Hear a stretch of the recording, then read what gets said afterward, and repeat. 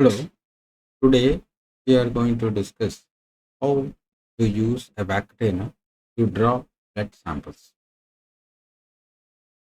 Before the advent of vacutainers, we had a huge problem drawing blood.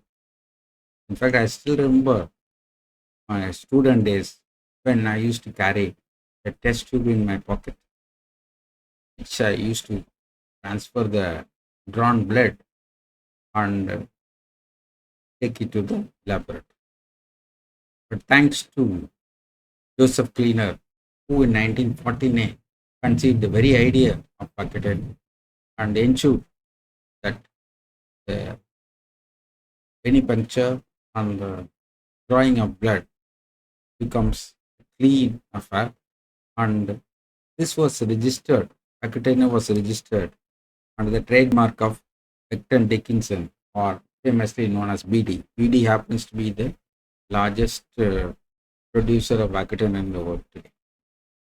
And as I told you, vacutainer is a commonly used system to collect venous blood samples. It is a closed system. It has a pre-created vacuum, making precise volume of blood draw possible.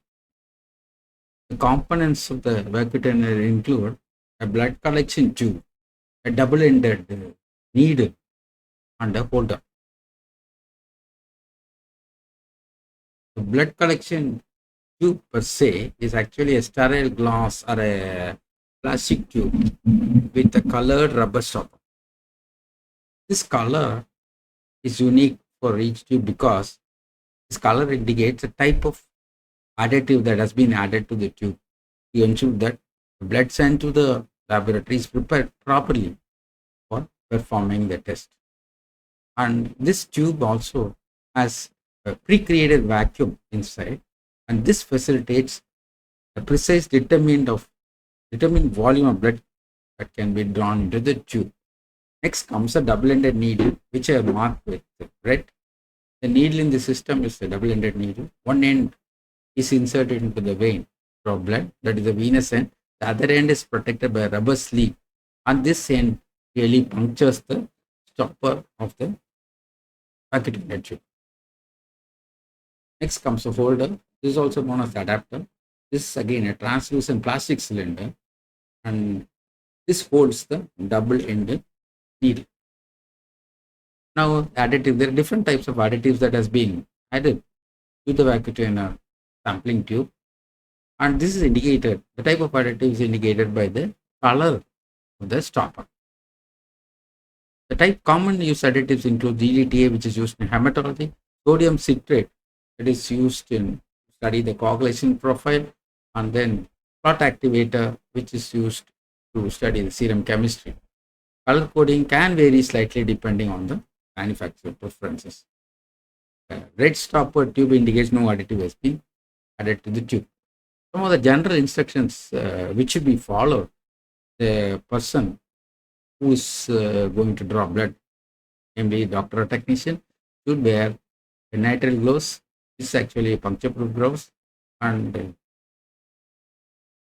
appropriate tube needed for collecting blood samples should be selected, and the needle should be assembled in the holder, and it should be firmly seated and should be ensured that it does not de-thread during the use. The tubes containing additives should be gently tapped to dislodge any additive material that could be found stuck to the stopper. So when it is gently tapped, these additives, little bit which is stuck to the stopper, would drop to the bottom of the tube. Then the tube is placed into the holder. The stopper should not be punctured unless and until venipuncture is completed. When after the vein has been punctured, blood flow has started, then only the tube should be pushed into the holder, and the stopper should be punctured. The site of the venipuncture is commonly the anterior cubital vein. Tourniquet is applied to ensure that the vein is identified clearly, and tourniquet should be removed as soon as blood appears in the tube. Now, next comes the act of prevention of backward flow, because the fact that additives are mixed to the collection tube, if the backflow occurs, these additives can mix with the venous blood and cause reactions in the patient. And the patient, to prevent the backflow, the following steps should be followed. The patient's arm should be held in a downward position. The tube with the stopper should be held in the uppermost position. Tourniquet should be released as soon as blood starts to flow into the tube, and additives should not touch the stopper when the venipuncture is being done. It should be ensured that the additives present in the tube does not touch the stopper or the end of the needle during the venipuncture. Now, this is the commonly seen color codes of the stoppers. If it is light blue stopper, so it indicates sodium citrate, that this tube should be shaken 3 or 4 times. Black colored stopper indicates sodium citrate. This is commonly used in estimation of ESR. This should be shaken 8 to 10 times.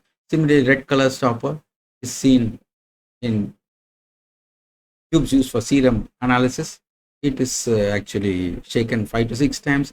And gold color tube contains SST, it should be shaken 5 to 6 times. Green color tube contains heparin, it should be shaken 8 to 10 times. And lavender color tubes contain GTT, it's again shaken 8 to 10 times. And pink color tube is used for blood cross matching, and it is shaken 8 to 10 times. Gray color tube contains fluoride oxalate, it is again shaken 8 to 10 times.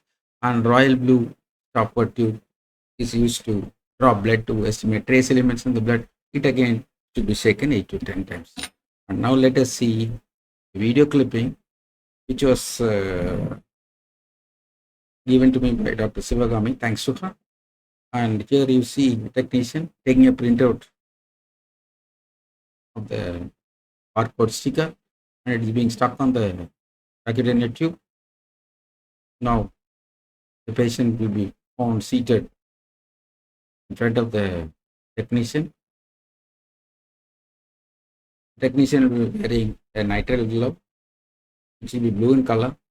This nitrile glove is a puncture-proof glove, which reduces the incidence of needle stick injury. It is ideal, advisable to wear a proper sized gloves which suits their hand.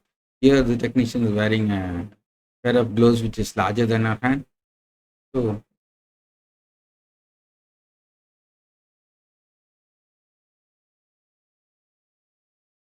the patient will be seated in front of the technician or a phlebotomist.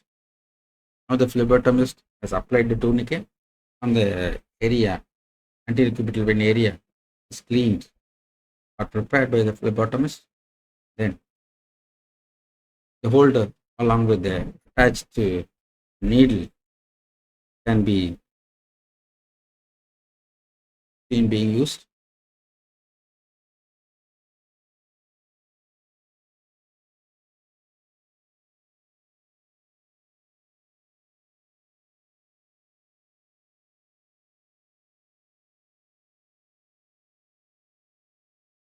The holder along with the double-ended needle is used to perform the venipuncture. As soon as the vein anterior cubital vein is punctured, blood can be seen entering the needle, and then now you can see the vacutainer tube being inserted with a lavender colored stopper is pushed. Then to ensure that the tube is being punctured, slowly blood starts to flow into the tube due to the presence of vacuum in the tube. Then as soon as the blood flow stops, the tube can be gently pulled out of the holder. See, the blood is filled in, slowly filling. Now I think it has stopped flowing. So the technician is slowly withdrawing, to withdraw the vacutainer tube from the holder. As soon as the filling is over, the vacutainer tube is slowly withdrawn after stabilizing the needle with the left index finger. Then the tube is shaken 3 or 4 times to ensure whatever additives are there in the tube are uniformly mixed with the blood. Then using the cotton as a support, The needle is gently removed and the continuous pressure is applied to ensure blood stops and pressing is applied.